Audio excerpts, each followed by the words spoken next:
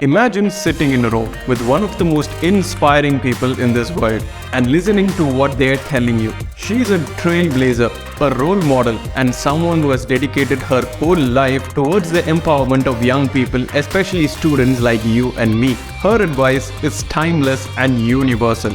So without even wasting a single second, and start listening to the one and only Michelle Obama.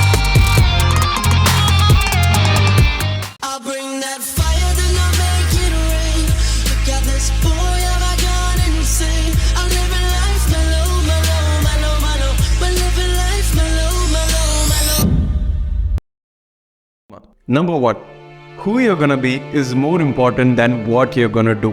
Who are you going to be? And if you'll notice, I'm not asking what are you going to do, but who are you going to be? I'm asking you about how you plan to live your life every day.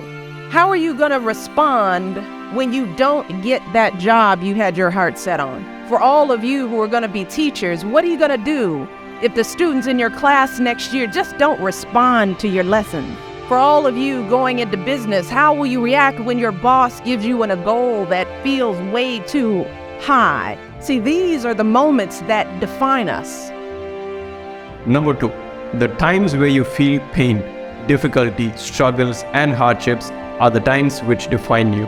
Not the day you get the promotion, not the day you win Teacher of the Year, but the times that force you to claw and scratch and fight just to get through the day. The moments when you get knocked down and you're wondering whether it's even worth it to get back up. See, those are the times when you've got to ask yourself, who am I going to be? And I want to be clear, this isn't just some vague platitude about building character.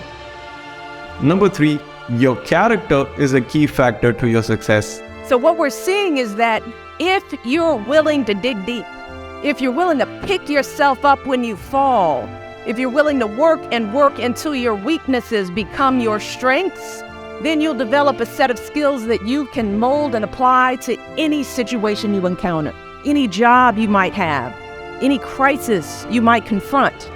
But you got to make that choice. Coming to number four, this is really interesting. Experience and skills matter more than your degree and marks. And let me just share just a little secret before I end. As someone who has hired and managed hundreds of young people over the course of my career, whether it was during my time as a lawyer, as an administrator, as a university, a nonprofit manager, even now as First Lady, I have never once asked someone I was interviewing to explain a test score or a grade in a class. Never. I have never once made a hire just because someone went to an Ivy League school instead of a state school. Never. What I have looked for is what kind of person you are. Number five, Michelle Obama talks about how the education system is not bringing or failing to bring the best out of students. I describe myself as a box checker because that's how we teach kids. It's like there's a path. You pick a career when you're 7. You study that career in elementary school, you go to college, you get a major, and life choices are not that orderly, but that's how we train kids, and I was right on that path, and I knew how to achieve, I knew how to get A's and how to get to the next level, but no one taught me how to dig deep inside my soul and figure out what I cared about. And we don't talk to kids about what they care about, we talk about what they should major in, what they should study. And those two things are very different. So part of the struggle was figuring I had to relearn how to educate myself about who I was. School didn't teach me that. All those degrees, all those fancy schools didn't help me connect into who I needed to be as a person. So I had to rewind all that learning. I think the challenge is that education systems are developed for masses of teaching. But every kid is so different. And if you don't have the resources to individualize the educational curriculum, then you're really pushing kids through a funnel that may not fit them. Number six, being passionate about what you're doing will never go in vain. And so would your advice be to others, it is important to find your passion? It is absolutely important. And I encourage young people to try on different hats. I think it's a shame that kids are forced to figure out so early in their life and get on a path. So I encourage kids to do internships, to work, to talk to people who are doing things that they think are interesting, because most kids are intimidated about approaching you, for example, and saying, Holly, you've done some swerving. Tell me about what you're doing, and having those conversations in high school and in college before you commit to something.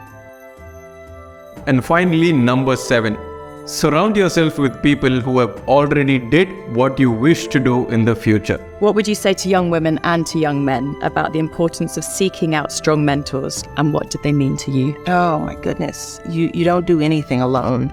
And I think a lot of young people think that they look at people like us and think, you just magically appeared, you became, and there you are. And it's like, no, I always looked ahead of me at the women primarily who were doing the things that I wanted to do. I talk a lot about Valerie Jarrett, for example, who has worked in our administration, but I met her very early on before Barack and I even got married. And she, for me, was one of the first examples of a strong professional woman who was a single parent, who was doing a phenomenal job as a mother and was just a boss at work. And watching her balance that and not losing herself in either role. You know, I talk about how I'd sit in a meeting with her and she'd be in the midst of, business leaders sitting around the table, the mayor on the phone, and her secretary would call and say her daughter had just got home from school and wanted to talk. And she turned herself off in a second because she said, I will always make time for my daughter, So I saw how important it was that even in the height of your career, putting your kids first was important. And that helped me sort of think about how I wanted the White House experience to feel for my daughters. I hope that you enjoyed watching this video. Let me know in the comment section which was your favorite piece of advice from Michelle Obama. So that's it for today, guys. If you like this video, give me a thumbs up, chat with your friends and family, and drop your comments down below. Don't forget to hit that subscribe button for new videos every now and then. Until next time, keep learning, keep growing.